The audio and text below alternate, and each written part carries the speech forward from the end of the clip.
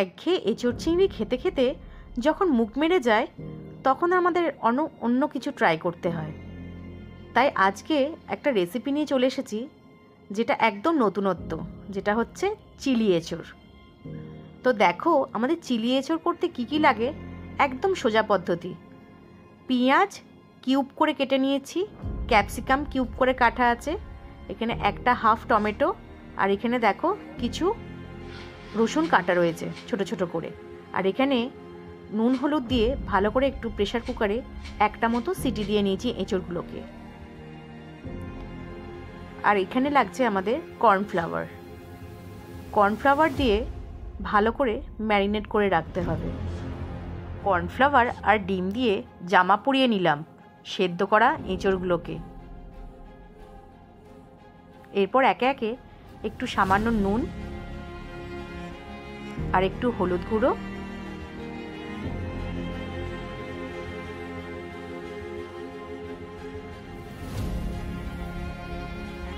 নুন আর হলুদ দেওয়ার পরে একটু দিয়ে দিয়েছিলাম রঙের জন্য একটু শুকনো লঙ্কার গুঁড়ো।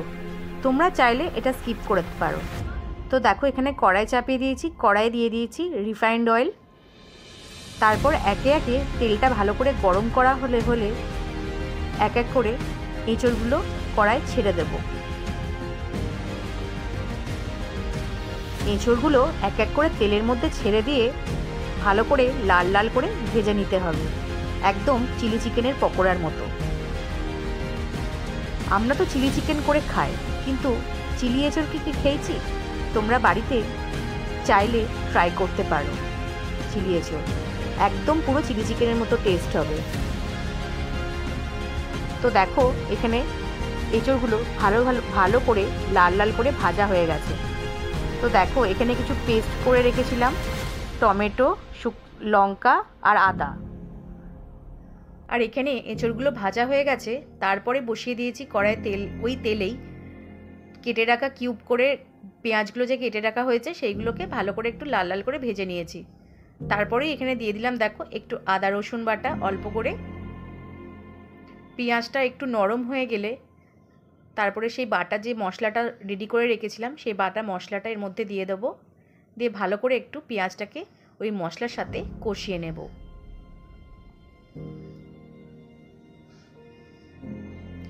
ভালো করে কষিয়ে নেওয়া হয়ে গেলে এখানে পরিমাণ মতো একটু হলুদ দেব।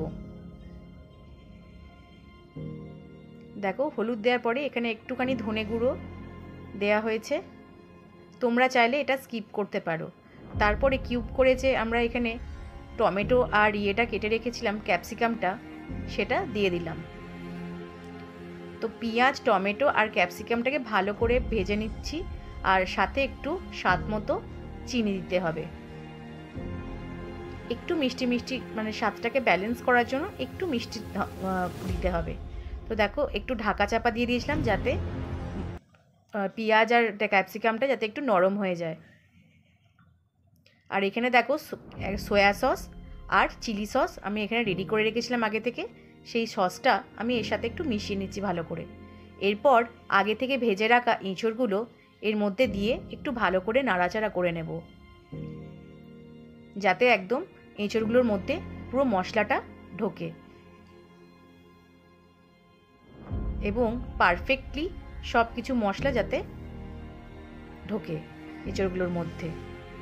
ওপর থেকে দেখো এখানে কর্নফ্লাওয়ার গুলেছিলাম, একটু কর্নফ্লাওয়ারটা দিয়ে দিলাম যাতে একটু থিকনেসটা সুন্দর হয়। ব্যাস আমাদের চিলি এঁচোড় একদম রেডি। তো গরম গরম খাবারের সাথে পরিবেশন করুন চিলি এঁচোড়। টাটা।